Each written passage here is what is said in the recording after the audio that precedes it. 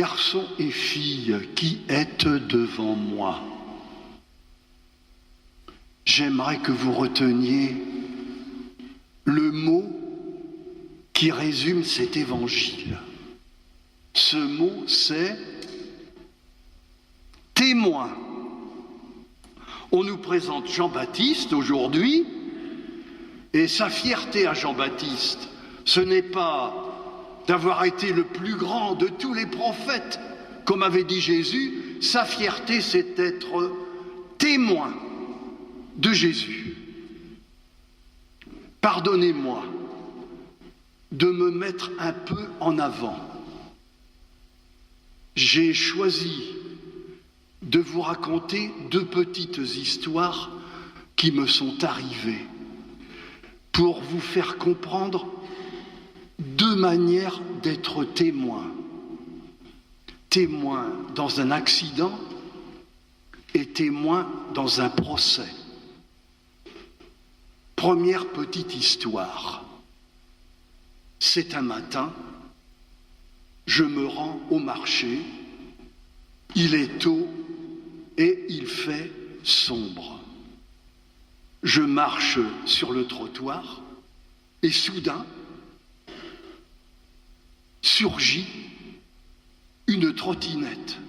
L'espace d'un éclair, j'aperçois une jeune fille emmitouflée, mais c'est trop tard, elle me percute et me voilà projeté sur le milieu de la rue, par terre. Le temps que je me relève, un peu péniblement, je m'apprête à lui parler, à cette jeune fille. Mais personne, sans doute prise de panique, elle s'est enfuie. Alors je regarde autour de moi pour chercher quelqu'un qui aurait été témoin, c'est-à-dire qui aurait vu la scène. Mais il est tôt, personne. Je cherche un témoin pour attester que je ne suis pas tombé tout seul et peut-être pour m'aider à retrouver cette jeune fille, pour établir les responsabilités. Personne.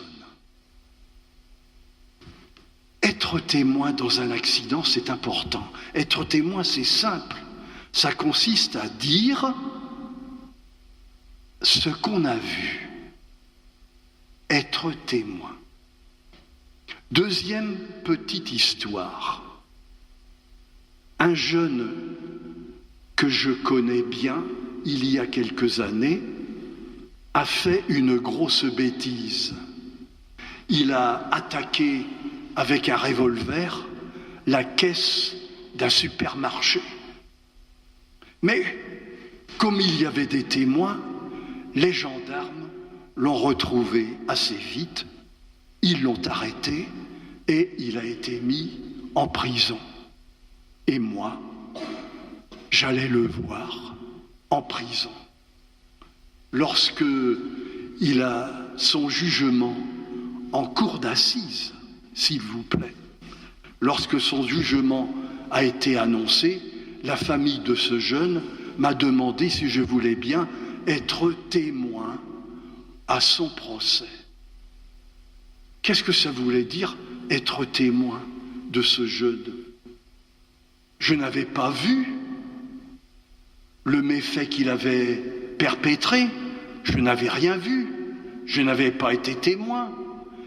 Être témoin, pour moi, ça signifiait, ça consistait à dire ce que je connaissais de ce jeune, de sa personnalité, pas seulement en mal, mais aussi en bien.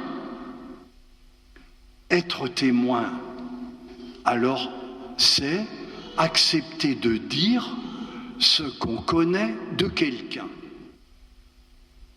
Si vous avez entendu l'Évangile, on dit que Jean-Baptiste a été témoin de Jésus.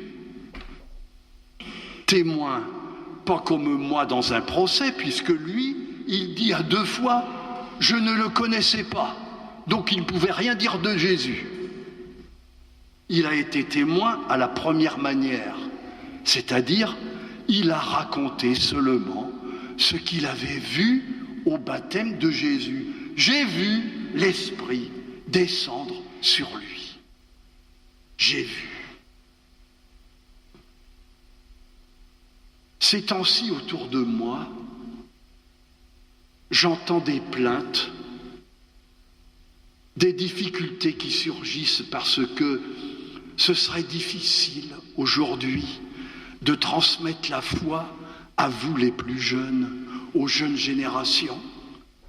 Parfois avec cet argument, pas seulement qu'on n'a pas le temps, mais parce que ce serait trop compliqué.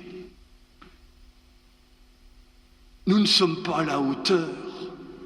Or, la bonne nouvelle aujourd'hui de Jean-Baptiste, c'est qu'il nous fait découvrir que transmettre la foi et devenir chrétien, c'est simple, puisqu'il s'agit seulement de voir et de dire ce qu'on a vu.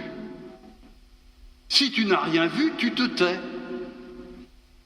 Ou alors tu apprends à voir, car on peut apprendre à voir l'Esprit de Jésus.